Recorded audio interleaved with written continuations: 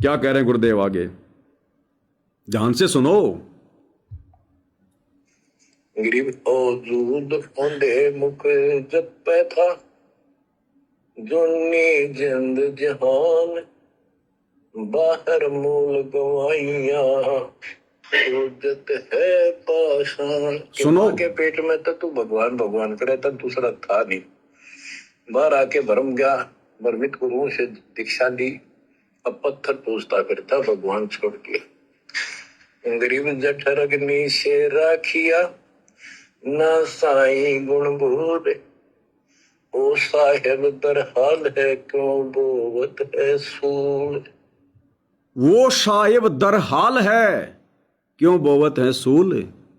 दरहाल का मतलब है वो साहिब आज भी हाजिर है, जिसने मां के गर्भ में तेरी रक्षा करी जठरग्नि से। वो साहिब दरहाल है। दरहाल यानी वो आज भी तेरे सामने हाजिर है। हाजिर का मतलब है बिल्कुल कतियामने सामने, प्रत्यक्ष। जैसे पहले राजा महाराजा कहते थे फला फला व्यक्ति हाजिर हो। हाजिर का मतलब सामने पेश करो। तो गुरुदेव क्या कह रहे हैं, वो साहिब, वो कबीर भगवान दरहाल है, यानी तेरे सामने हाजिर है। क्यों बोवत है बूल सूल। तू अपने मार्ग में कांटे क्यों बो रहा है, उसको ना पहचान के। ध्यान से सुनो क्या कह रहे हैं।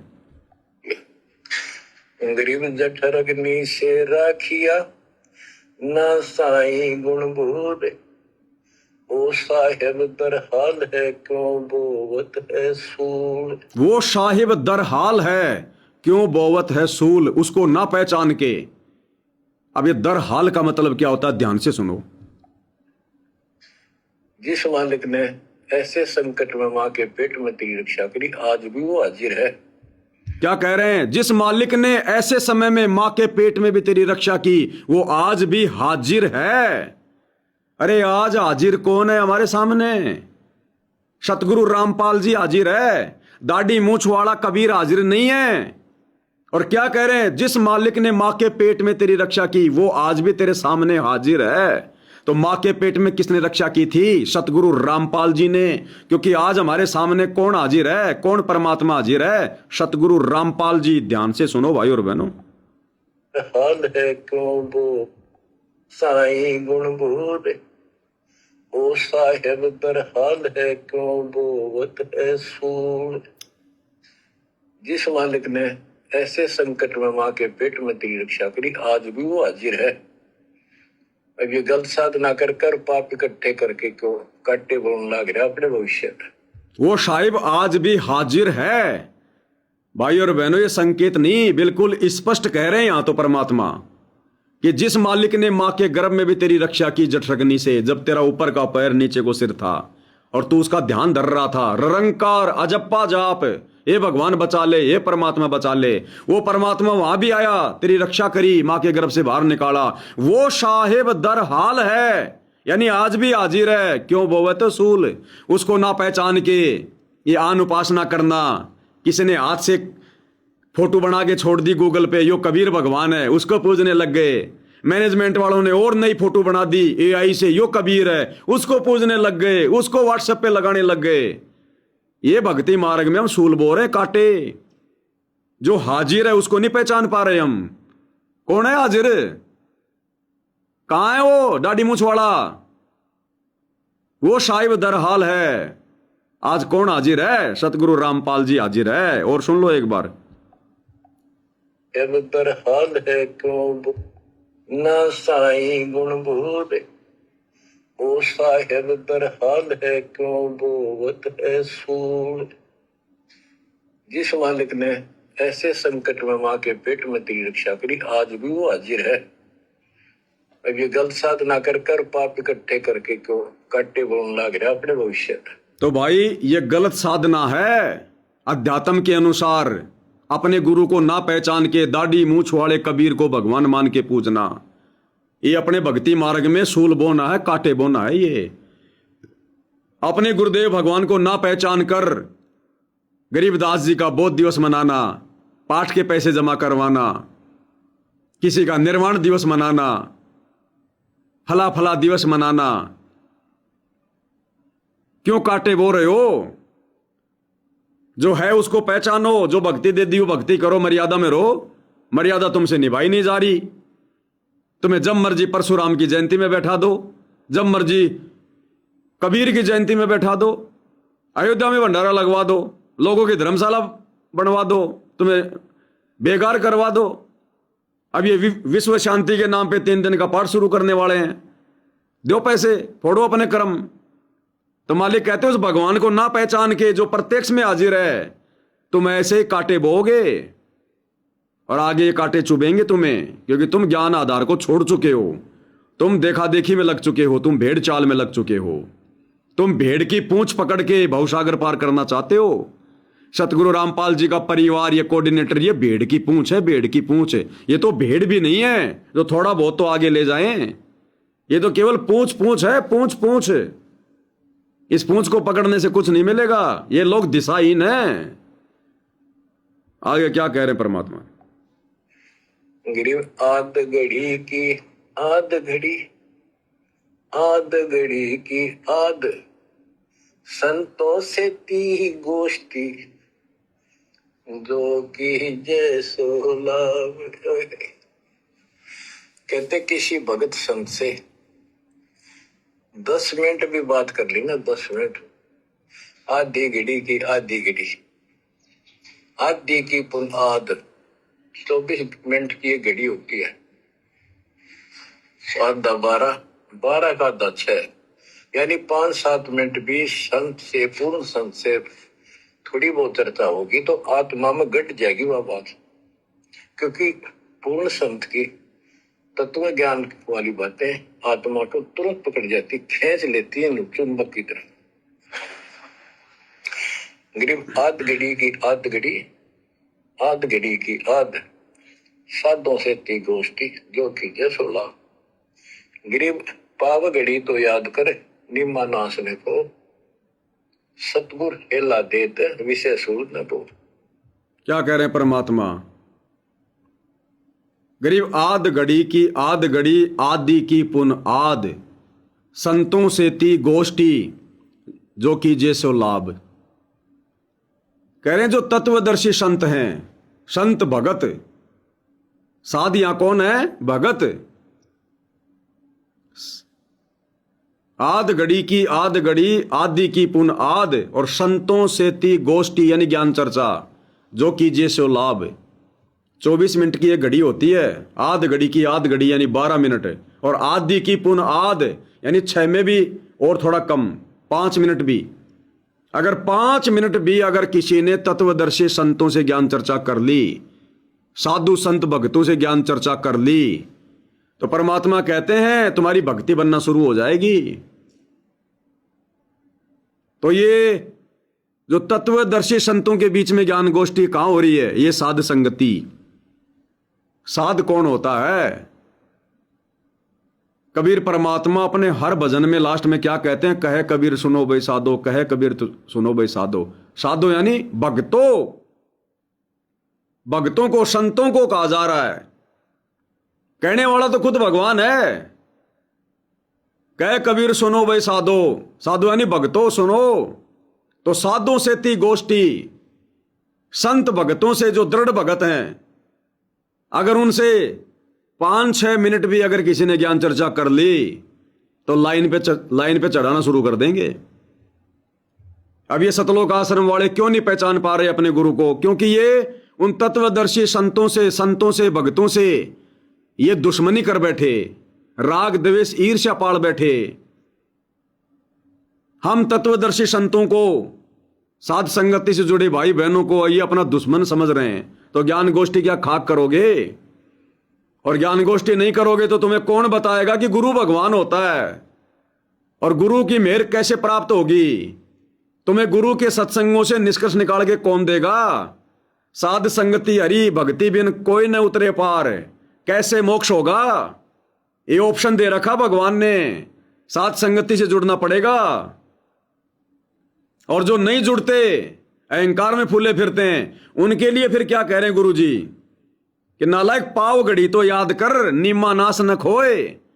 अरे कति जमीन में घुटने टेक दिए क्या? सारा सत्यानाश करेगा क्या? पाव घड़ी तो बात कर ले अपने भगत भाइयों से, साध संगत वालों से, कोई ढंग की ज्ञान चर्चा कर ले, या लड्डू जलेबी खाने में लगा रहेगा पूरी जिंदगी? क्या कह रहे हैं? बोला गरीब पाव घड़ी तो याद कर निम्मा नासने को, सतगुर हेला देत विषय सूल न बो। सतगुरु हेला देत है विशेष सूल ना बो। सतगुरुदेव भगवान हेला दे रहे हैं विशेष संदेशों के माध्यम से कि ऐ सतलोक आश्रम वालों, अरे आधी घड़ी नहीं तो कम से कम पाव घड़ी, अरे 2 मिनट तो कोई ज्ञान चर्चा कर लो, कोई साथ संगति की वीडियो देख लो। निम्मा नाश न खोए, कति सर्वनाश ही करवाओगे क्या? गरीब पाव घड़ी तो याद कर निम्मा नाश न खोए। गरीब पाव घड़ी तो याद कर निम्मा नासने को, सतगुर हेला देत विषय सूल न बो। गरीब अलख को याद कर कादिर को कुर्बान, साईं शेती जोड़ कर इव रत्या कहाँ जिहान। के हे नालायक, परमात्मा को छोड़ के अब किस में आस्था बना ली तेने? गिर सुअ सिंबल से या ऐसी नरिया दे, जम के कर तुझ ले जाएंगे मुख में देख रखे। कि आपने संसार को, अपने परिवार को, अरे शरीर को जो सब कुछ मान लिया, तेरी ऐसी भूल है, अंत में तुझे ऐसा पछताना पड़ेगा भक्ति ना करके। भक्ति करो फिर सारा कुछ करो, शरीर भी संभाल कर रखो, बच्चों से भी प्यार करो, अच्छा खिलाओ पिलाओ पढ़ाओ प्यार बैठो, लेकिन इससे काम लग गया भक्ति नहीं करी तो अंत में टूटते पड़ेंगे। जैसे तोता एक संबल के पेड़ पर आस लगाकर बैठ जाता, ये बड़ा होगा, इसके फल लगेंगे और खाया करूंगा। वो धीरे धीरे बड़ा होता है, 5 7 10 साल में उसका डोडे लगते हैं गजब के, बहुत सुंदर फल नजर आते हैं, पर फल उसमें खाद्य पदार्थ नहीं होता, उसमें रूह ही भरी होती है। और तोता उस पे चोंच मारता खाने के लिए, उसकी चोंच में रूह फंस जाती है। फिर होता है ओहो ये तो फल नहीं था, मेरे साथ धोखा हो गए। तो इसी प्रकार ये संसार शरीर और शरीर तेरा आपका परिवार, भक्ति ना करेगा तो मैं कने कुछ नहीं मिलेगा, ऐसे रोता हुआ जाएगा। गिरिव सुअ सिंबल से या ऐसी नरिया दे, जम किंकर तुझे ले जाएंगे मुखमर दे के। अंत में तेरे को यम के दूध पकड़ कर घसीट के ले जाएंगे। गरीब आदि समय चेता नहीं, अंत समय अधिकार, मध्य समय माया रत्ता, पकड़ लिया गंवार। बालकपन में जवानी तक तो विशेष ज्ञान होता नहीं, और बीच के समय में जवानी में केवल माया जोड़ने की एक फिराक लगा हुआ था। अंत समय में तो फिर भक्ति करने लगेगा, ना शरीर काम करे ना दिमाग काम करे। और एक गंवार अब पीएम के दूत घसीट लेगे। तो बच्चों, इस काल ने आपके साथ इतना जबरदस्त धोखा कर रखे आप सोच भी नहीं सकते। आप कहते हो 7 जन्म के लाख जन्म भी समझ में नहीं आवे, बात व्यवस्था है कैसी काल की जबरदस्त।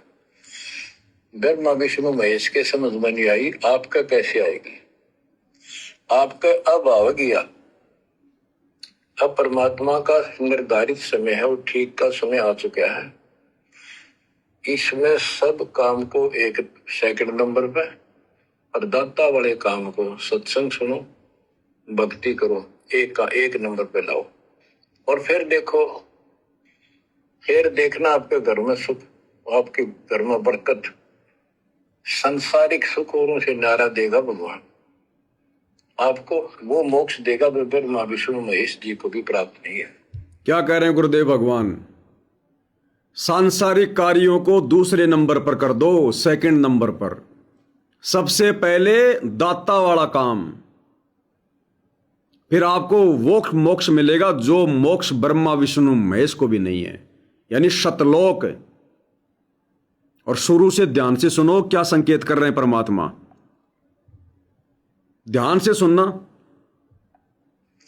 आपका अब आ गया, अब परमात्मा का निर्धारित समय है, वो ठीक का समय आ चुका है। इसमें सब काम को एक सेकंड नंबर पे, इसमें सब काम को सेकंड नंबर पे, सांसारिक कार्यों को, काम धंधे को, पढ़ाई लिखाई को, सबको सेकंड नंबर पे, और दाता वाले काम को सत्संग सुनो, और दाता वाले काम को एक नंबर पर। और दाता वाले काम क्या है? सत्संग सुनो। किसका सत्संग सुने भाई? कौन से दाता का सत्संग सुने? दाता मतलब क्या होता है? परमात्मा। तीर्थ व्रत अरु सब पूजा, गुरु बिन दाता और न दूजा। गुरु के बिना तो दूसरा कोई दाता है ही नहीं, कोई कबीर है ही नहीं। गुरु समान नहीं दाता रे जग में, गुरु समान नहीं दाता। तो कहते हैं सांसारिक कार्य को दूसरे नंबर पे कर दो। अगर मोक्ष चाहिए तो ठीक का समय आ गया, अब बकवाद नहीं चलेगी और टाइम नहीं चलेगा। और दाता वाले काम को पहले नंबर पे। और दाता के काम क्या बताए जा रहे हैं? सत्संग सुनो। सत्संग किसका सुने? दाता का। सत्संग ये किसने किए? सतगुरु रामपाल जी ने। तो दाता कौन हुआ? सतगुरु रामपाल जी। सेवा करो। किसकी सेवा करें भाई? दाता की। दाता कौन? सतगुरु रामपाल जी। कौन हुए कबीर? सतगुरु रामपाल जी। तो सत्संग किसके सुनो? कबीर के। सेवा किसकी करो? कबीर की। और तो कोई दाता है ही नहीं, हमें दिखाई नहीं दे रहा कहीं। कोई दाढ़ी मूंछ वाला तो दाता है ही नहीं, कहीं आए नहीं आज तक हमारे सामने। दाता के काम को पहले नंबर पे, फिर दाता के काम भी बता दिए। सत्संग सुनो, सेवा करो। क्या कह रहे हैं? वो एक सेकंड नंबर पे, और दाता वाले काम को सत्संग सुनो, भक्ति करो, एक का एक नंबर पे लाओ। सत्संग सुनो और भक्ति करो, एक नंबर पे लाओ दाता वाले काम को। तो सत्संग तो सतगुरु रामपाल जी ने सुनाए, उन्होंने किए। भक्ति तो सतगुरु रामपाल जी ने दी है, जिसको एक नंबर पर लाने के लिए बोला जा रहा है। तो दाता वाला काम है ये, सत्संग भक्ति। तो सत्संग किसने दिए? सतगुरु रामपाल जी ने। दाता कौन हुआ? सतगुरु रामपाल जी। भक्ति दाता की करो एक नंबर पे। भक्ति हमें दी किसने? सतगुरु रामपाल जी ने। तो दाता कौन हुआ? सतगुरु रामपाल जी। इसलिए कबीर भगवान के यथार्थ पंथ में कबीर भगवान खुद ही चलकर सतलोक से आते हैं। 12वें पंथ हम ही चल आवें, सब पंथों को मिटाकर एक पंथ चलावें। तो बता दो, तुम्हारा दाढ़ी मूंछ वाला कबीर 12वें पंथ में कौन से दिन आया? कब आया? किसने दर्शन किए? और अगर नहीं आया तो फिर ये वाणी झूठी, फिर ये भक्ति झूठी। तो परमात्मा की वाणी झूठी नहीं हो सकती, जो 650 साल पहले उन्होंने धर्मदास जी से लिखवाई थी कि धर्मदास आगे चलकर 12वें पंथ में मैं कबीर खुद ही आऊंगा। 12वें पंथ हम ही चल आवें और सब पंथों को मिटाकर एक पंथ चलावें। आज दुनिया भर के सारे पंथों का ज्ञान सार्वजनिक दिखा के करके उन पंथों को आज किसने मिटाया? सतगुरु रामपाल जी ने मिटाया। आज देश के चारों शंकराचार्य भी सतगुरु रामपाल जी से ज्ञान गोष्ठी के लिए नहीं आ रहे। 2019 में टीवी चैनल पर साधना पर सरेआम डिबेट के लिए चारों शंकराचार्यों को आमंत्रित किया था, नहीं आए, क्योंकि सत्संग सब सुनते हैं, उन्हें पता है कि जाओगे तो मुंह की खाओगे। तो सारे पंथ नष्ट हो चुके हैं, 12 पंथ भी नष्ट हो चुके हैं। ये राधा स्वामी, धन धन सतगुरु सतपाल जी का निरंकारी, जय गुरुदेव, सब नष्ट कर दिए गुरुदेव ने। सबका मसाला दिखा के सबके पेड़ उखाड़ दिए, जड़ दिखा दी। किसी के पास अध्यात्म का कह खैग भी नहीं है। तो कौन कर सकता है ये काम? है आत्मा कर देगी, कोई हंस कर देगा, कोई परमहंस कर देगा। अगर हंस और परमहंस के बस की बात होती तो सतयुग में भी वो हंस और परमहंस ही आ जाता। त्रेता में भी कबीर भगवान सतलोक से हंस और परमहंस को भेज देते। द्वापर में भी फिर क्यों आए खुद? हंस परमहंस को भेज देते। और 650 साल पहले फिर क्यों आया खुद भाई? हंस परमहंस को भेज देते। अरे उन 4 युगों में तो इतना ज्यादा काल का दबाव भी नहीं था, क्योंकि आत्माओं का मोक्ष नहीं होना था। और इस समय काल ने भयंकर दबाव डालना था। तो जब दबाव नहीं था, जब तो भगवान सतलोक से अपने हंस को भेज रहा है, मतलब भगवान स्वयं आ रहा है। त्रेता में सतयुग में सुसकृत ऋषि के नाम से, त्रेता में मुनिंद्र नाम से, द्वापर में करुणामय नाम से, कबीर के और कलयुग के इस प्रथम चरण में जो है वो कबीर नाम से। जिस समय कोई काल का विशेष दबाव नहीं था, आत्माओं को मोक्ष नहीं देना था, उस समय तो भगवान खुद आ रहा सतलोक से चलकर। और इस कलयुग की पिछली पीढ़ी में जब काल का भयंकर दबाव है, तो इस समय सतलोक से अपनी आत्मा भेजेगा क्या? उस आत्मा के बस की बात है क्या? निकाल के ले जाएगी आत्मा? कभी आत्मा का मोक्ष जो है वो करवा देगी क्या? और सतलोक में तो भैया मोक्ष प्राप्त आत्मा रहती है। फिर वो मोक्ष प्राप्त आत्मा मां के गर्भ में जन्म लेके क्यों आएगी? आप लोग कहते हो ना कि सतगुरु रामपाल जी को कबीर जी ने सतलोक से भेजा है, तो तुम लोगों के अनुसार अगर सतगुरु रामपाल जी कबीर जी की आत्मा है और कबीर जी ने भेजा है, तो सतलोक में तो मोक्ष प्राप्त आत्मा रहती है, जिसका यहां किसी के साथ में कोई संबंध नहीं, कोई ऋण नहीं, कोई लेना नहीं, कोई देना नहीं। फिर वो कबीर की आत्मा सतगुरु रामपाल जी इंद्रो माई के पेट में 9 महीने ऊपर को पैर नीचे को सिर नरक क्यों भोगेंगे? जेर में लिपट के बाहर क्यों आएंगे? उस इंद्रो माई के साथ में क्या कोई ऋण संबंध कोई बाकी रह गया था क्या, जो वो भोगा है? और रह गया था तो फिर सतलोक कैसे चले गए थे? तो समझो अपने भगवान को, नहीं तो दुनिया भी तुम्हारा मजाक उड़ाएगी। जब तुम कहोगे हमारे गुरुजी भगवान, गुरुजी भगवान, तो दुनिया कहेगी भैया भगवान तो मां के गर्भ से जेर में लिपट के नहीं आता, भगवान तो कभी मां के गर्भ से नहीं आता जेर में लिपट के। फिर तुम कहोगे राम भी आया, श्री कृष्ण भी आया, तो दुनिया कहेगी राम कृष्ण को तो तुम भगवान मानते नहीं, राम कृष्ण तो यहीं के हैं, वो तो काल के बेटे हैं। तुम तो कबीर बता रहे हो अपने गुरुजी को, तो क्या वो कबीर भी राम कृष्ण की तरह जेर में लिपट के आएगा क्या? क्या जवाब दोगे दुनिया वालों को? ज्ञान चर्चा, तुम आश्रमों में ज्ञान चर्चा कर लो, वो पुस्तकें खोल खोल के दिखा दो, 10-10 मिनट के वीडियो बना दो। ज्ञान चर्चा करनी है तो पहले साथ संगति के वीडियो देखो, पहले हमारे जवाब दो ना। अरे हमारे जवाब दो ना, दुनिया वालों से बाद में करना तुम ज्ञान चर्चा। बताओ तुम्हारा दाढ़ी मूंछ वाला ही यदि वो कबीर है, तो 12वें पंथ में दाढ़ी मूंछ वाला कौन से दिन आया, कब आया? कोई प्रमाण नहीं है तुम्हारे पास में। सतगुरु रामपाल जी आए 12वें पंथ में, 17 फरवरी 1988 को 12वें पंथ में उन्होंने प्रवेश किया। यह है रियल कबीर जो अपनी वाणी का पक्का है कि 12वें पंथ हम ही चलावे, सब पंथों को मिलाकर एक पंथ चलावे। तुम्हारा कबीर कहां है? अगर वो दाढ़ी वाला ही है तो फिर दर्शन तो नहीं दे रहा, वो छुपता फिर रहा है। सतलोक क्या खाक लेके जाएगा? तो क्या कह रहे हैं गुरुदेव, दाता वाला काम पहले, सत्संग सुनो, भक्ति करो। तो सत्संग सतगुरु रामपाल जी सुना रहे हैं, भक्ति सतगुरु रामपाल जी ने दी है, तो ये है दाता का काम। इस काम को पहले, बाकी सांसारिक काम बाद में। आदेश है ये गुरु जी के, ये नाम देते समय फार्म पे नहीं मिलेंगे। गुरुदेव क्या कहते हैं, बच्चों कुछ नियम तो तुम्हारे को नाम दीक्षा के समय दे दिए जाते हैं, कुछ नियम जब तुम ये सत्संग सुनोगे तब तुम्हारी समझ में आएंगे, और कुछ नियम वैसे भी तुम कॉमन सेंस से समझने लग जाओगे। तो अभी तो ये सतलोक आश्रमों से जुड़ी संगत 2026 तक वो सीधे सीधे जो फार्म पर लिखे आते हैं वो ही नहीं समझ पा रही, वो नियम ही नहीं निभा पा रही। सत्संग सुन के तो कहां से निभाएगी, और कॉमन सेंस तो सपने जैसी बात है। तो ये दया परमात्मा ने साध संगति पे बख्शी हुई है। वो एक सेकंड नंबर पे, और दाता वाले काम को सत्संग सुनो, भक्ति करो, एक नंबर पे लाओ। और फिर देखो, फिर देखना आपके घर में सुख, आपके घर में बरकत, संसारिक सुख औरों से नारा देगा भगवान आपको। वो मोक्ष देगा जो ब्रह्मा विष्णु महेश जी को भी प्राप्त नहीं है। वो मोक्ष देगा जो ब्रह्मा विष्णु महेश को भी प्राप्त नहीं है। कैसे मिलेगा? सतगुरु की सेवा से। अब संगत को यही नहीं पता सतगुरु की सेवा क्या है। संगत तो जगत की सेवा कर रही है, संगत तो समाज की सेवा कर रही है, संगत तो जगत वालों के मकान बना रही है, बेगार कर रही है।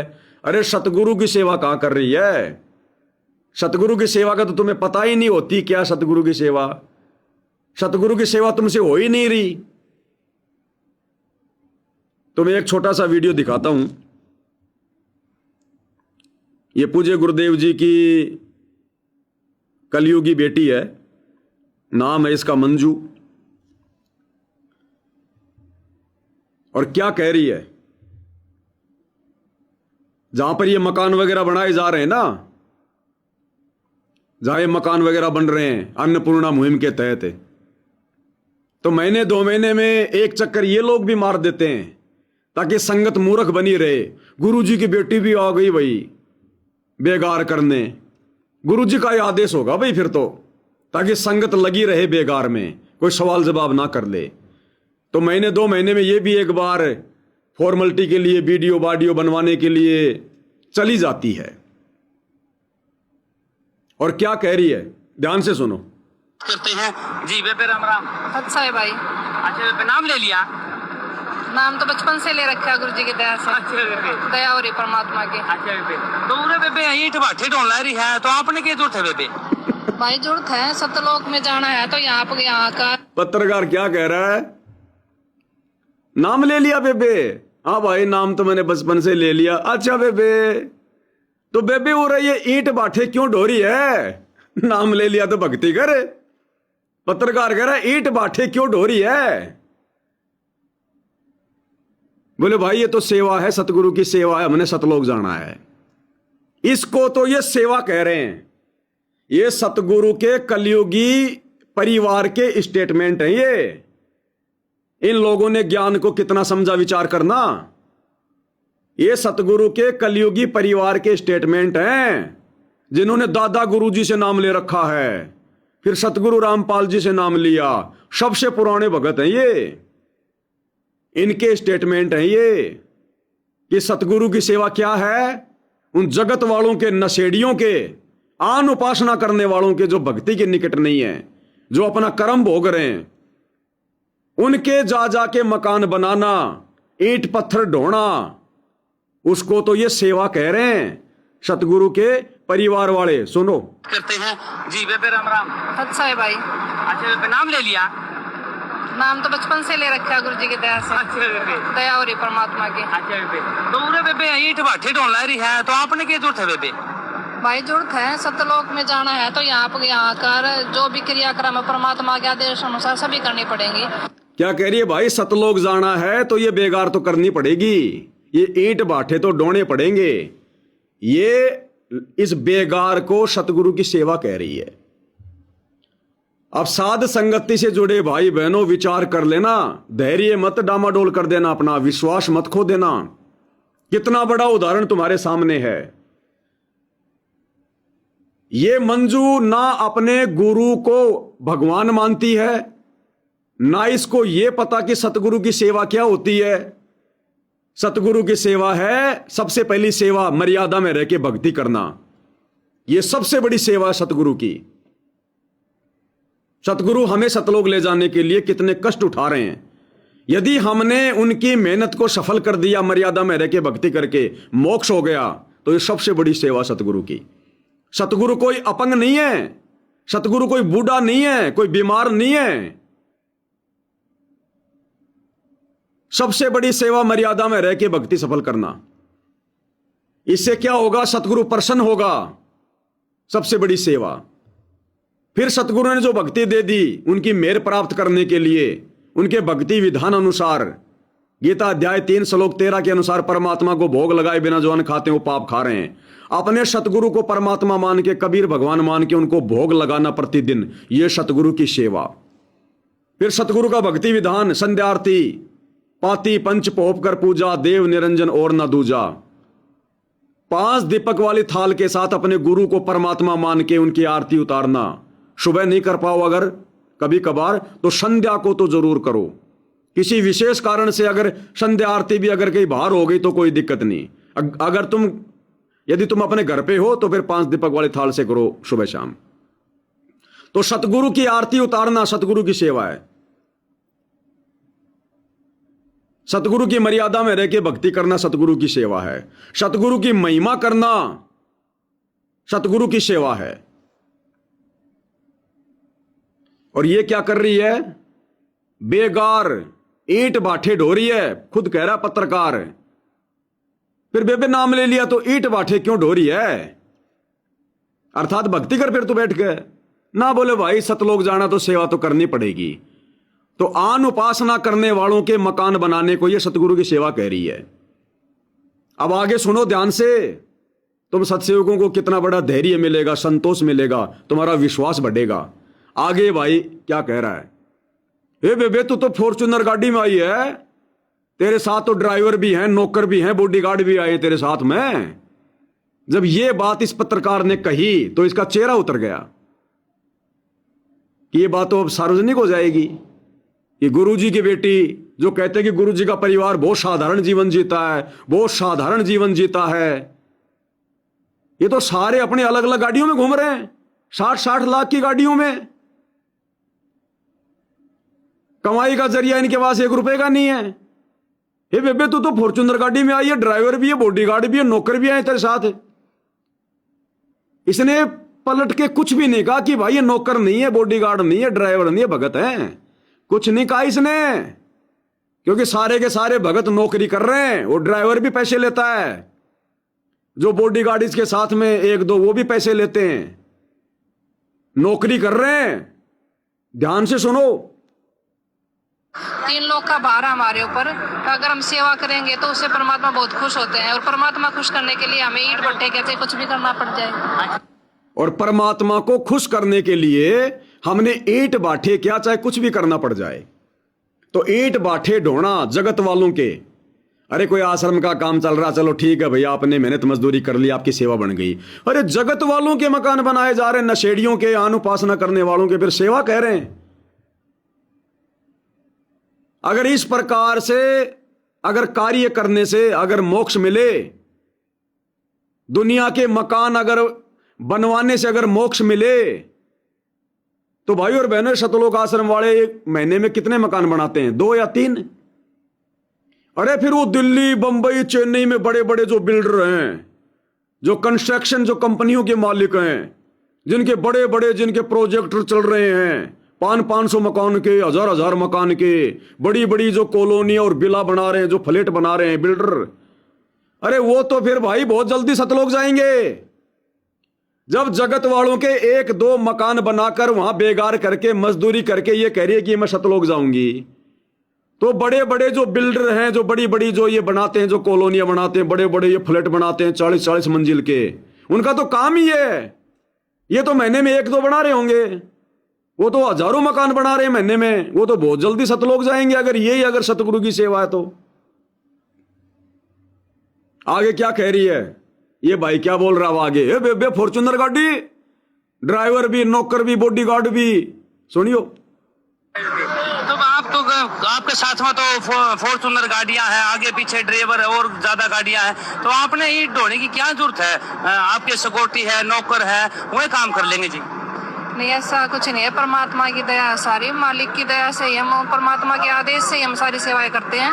और सभी गरीब हो या अमीर हो, सभी परमात्मा के बच्चे हैं। अगर हम आज इनकी सेवा करेंगे तो परमात्मा खुश होते हैं इससे। हाँ जी, तो परमात्मा खुश करने के लिए हमें सारी सेवाएं करते हैं। ठीक है, अच्छा है।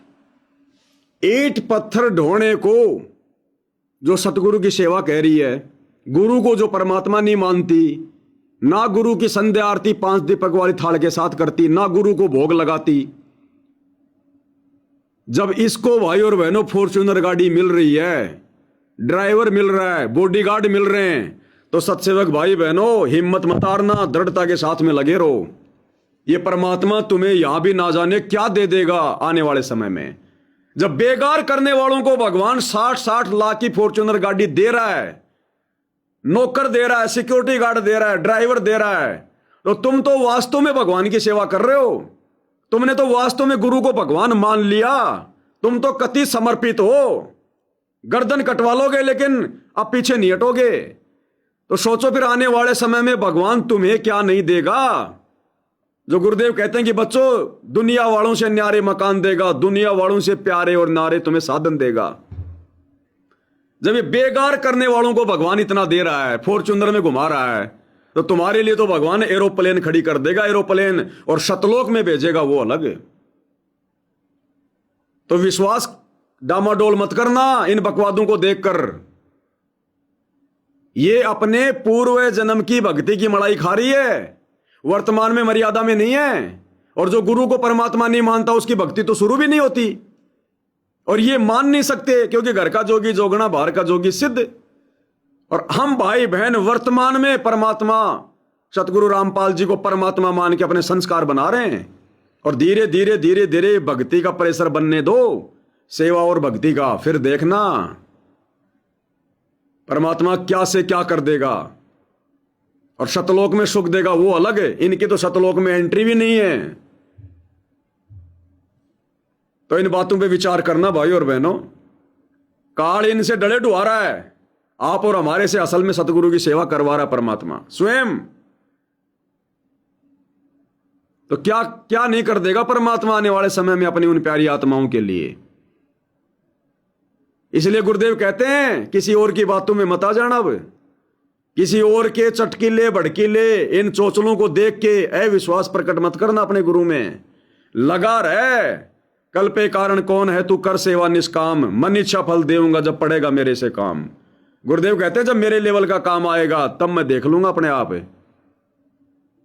और आने वाले समय में इनके साथ में क्या बीतेगी अब युग परिवर्तन में, जो मर्यादाओं के निकट नहीं, जो सतगुरु के निकट नहीं।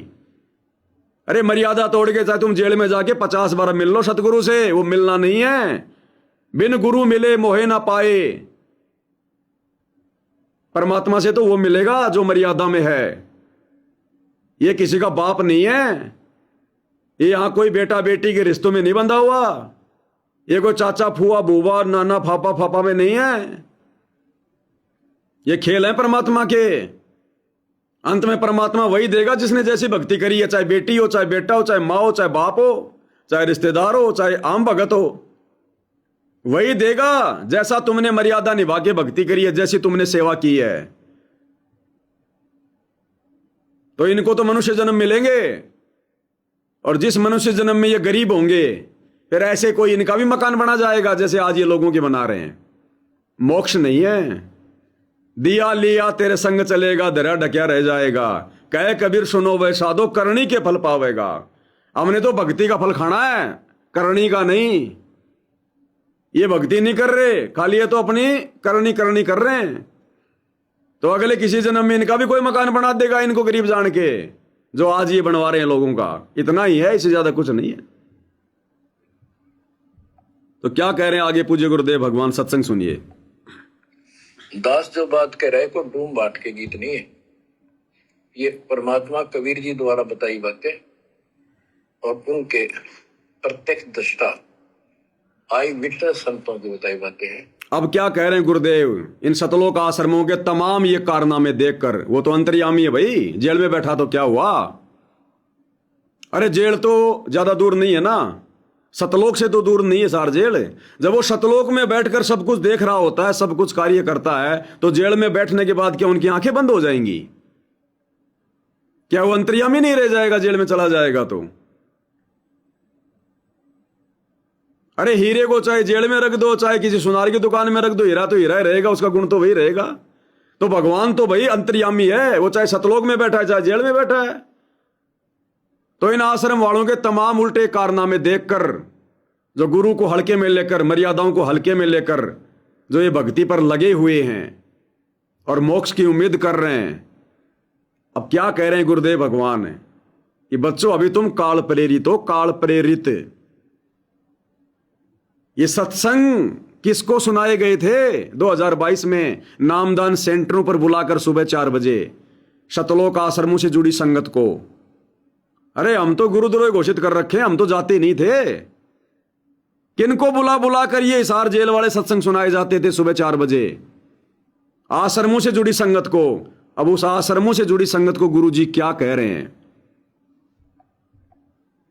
आप बालक हो, काल प्रेरित हो, आपके ऊपर काल का जबरदस्त प्रभाव है। आप बालक हो, काल प्रेरित हो, आपके ऊपर काल का जबरदस्त असर है, जो इतना ज्ञान देने के बाद भी तुम लोग पहचान नहीं पा रहे अपने गुरु को। इस भक्ति को तुम सीरियस नहीं ले रहे, बात बात पे मर्यादा तोड़ देते हो तुम। वो साल में हिसार जेल में बैठा अंतर्यामी सब देख रहा है, उसका कैमरा गुफा में भी काम करता है, अंधेरे में भी काम करता है। क्या कह रहे हैं? ये हिसार जेल से सत्संग जगत वालों को नहीं सुनाए गए। हिसार जेल से आते ही यूट्यूब पर नहीं डाले गए। यूट्यूब पर तो 2 साल बाद में डाले सतलोक आश्रम वालों ने। ये सुनाए किसको गए थे? आश्रमों से जुड़ी संगत को नामदान सेंटरों पर बुलाकर मोबाइल भी जमा कर लिए जाते थे कि कोई रिकॉर्ड ना कर ले। तो गुरुजी लाइव किसको सुना रहे हैं? आश्रमों से जुड़ी संगत को, आश्रम वालों को, अपने परिवार को। इनके कारनामे देखकर जो राजनीति ये करते हैं, भक्तों से करवाते हैं, राजनेताओं का सपोर्ट करवाते हैं, रैलियों में भक्तों को धक्के खिलाते हैं, कभी जाट आरक्षण में, कभी गुंडों की सीबीआई जांच में, कभी स्टेडियम बनाने में। तो क्या कह रहे हैं गुरुदेव? आप बालक हो, काल प्रेरित हो, आपके ऊपर काल का जबरदस्त प्रभाव है। आप इस पे इतना विश्वास, इतना जैसे हम चाहते हैं अभी नहीं कर पा रहे हो, पर लगे रहो, इस ज्ञान को सुनते रहो। गुरुदेव कह रहे हैं जैसा हम चाहते हैं तुम वैसा अभी नहीं कर पा रहे, तुम वैसी भक्ति नहीं कर पा रहे, तुम वैसी मर्यादा नहीं निभा पा रहे। क्यों? क्योंकि तुम बालक हो, काल प्रेरित हो, और काल का तुम पर जबरदस्त असर है। फिर सुन लो। आप बालक हो, काल प्रेरित हो, आपके ऊपर काल का जबरदस्त प्रभाव है। आप इस पे इतना विश्वास, इतना जैसे हम चाहते हैं अभी नहीं कर पा रहे हो, पर लगे रहो, इस ज्ञान को सुनते रहो।